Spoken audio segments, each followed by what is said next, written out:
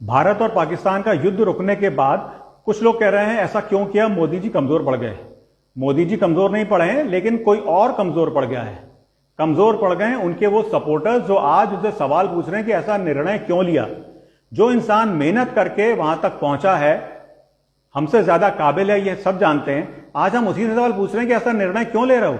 जिस आदमी ने आर्टिकल 370 खत्म कर दिया, 500 साल पुराना राम मंदिर बना के दे दिया, हर देशवासी का बैंक अकाउंट खुला दिया और हजारों सैकड़ों ऐसे काम करा दिए जो आज तक कभी हो ही नहीं पाए थे। आज अगर वो इंसान कुछ निर्णय ले रहा है तो उनके सपोर्टर्स ही उनसे पलट के पूछते हैं ऐसा क्यों कर रहे हो। जब मोदी जी ने 500 साल पुराना राम मंदिर बनाया था, उन्होंने कहा था मुझे लोकसभा में 400 सीट दिला दो। हम सपोर्टर्स ने उनकी सरकार को माइनॉरिटी में कर दिया। कमजोर कौन पड़ा? कमजोर हम पड़े, मोदी जी कमजोर नहीं पड़े। और उस समय मोदी जी ने भी वो नाराजगी हमारे पे नहीं दिखाई थी जैसे आज हम में से कई लोग मोदी जी पर नाराजगी दिखा रहे हैं। 26/11 ताजमहल अटैक के बाद उस समय की निपुंसक सरकार ने कुछ नहीं किया था और आप और मैं सब चुप बैठे रहे थे। क्यों? क्योंकि उस समय की सरकार सोशल मीडिया पे नहीं थी, ट्विटर पे थी नहीं। ये मोदी जी जी हैं जिन्होंने अपनी सरकार की हर बात ट्विटर पे बोलनी शुरू करी। उन्होंने हमें बोलने की ताकत दी। पॉलिटिकल लाइफ में यही प्रॉब्लम है, आप जिसको बोलने की ताकत देते हैं पलट के वही आपको सुनाने लगता है। जैसे कि आज मोदी जी के कई सपोर्टर्स उनसे सवाल पूछ रहे हैं। मैं बार बार सुनता हूं लोग कहते हैं इजराइल में ऐसा होता है, इजराइल में वैसा होता है। बिल्कुल सही होता है, इजराइल की बात सही कह रहे हैं, लेकिन उससे पहले बताइए इजराइल की जनता में और हमारी जनता में क्या फर्क है।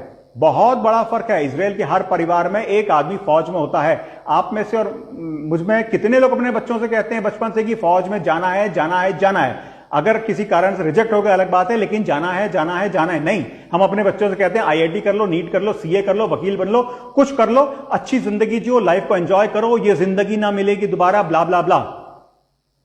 क्या हम इजराइल की जनता की तरह हैं जो हम एक्सपेक्ट करते हैं कि हमारी सरकार और हमारी फौज इजराइल की तरह हो? हमारी फौज दुनिया की सबसे अच्छी फौज है, बहुत अच्छी सरकार मिली है, लेकिन शायद हम कमजोर हैं। हम इस लायक नहीं हैं कि हम इजराइल की बात कर सकें।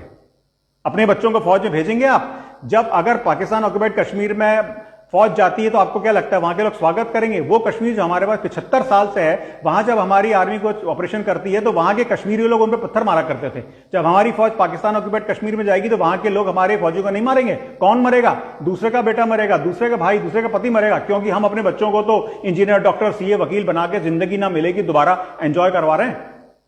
पहले अपने बेटे को फौज में भेजिए, उसके बाद सवाल पूछिएगा और उसके बाद कहिएगा कि कश्मीर में पीओके में घुस जाओ। अपने हिस्से का काम तो कर लो। जो दूसरा आदमी अपने हिस्से का काम कर रहा है, करके दिखा रहा है कि मैं कर सकता हूं, उसको करने तो दो। कमजोर मोदी जी नहीं है, कमजोर हैं उनके supporters. I stand by my prime minister, I stand by my government. मुझे विश्वास है कि मेरे प्रधानमंत्री और सरकार ने जो निर्णय लिया है वो भारत के लिए अच्छा ही होगा। भारत के हित में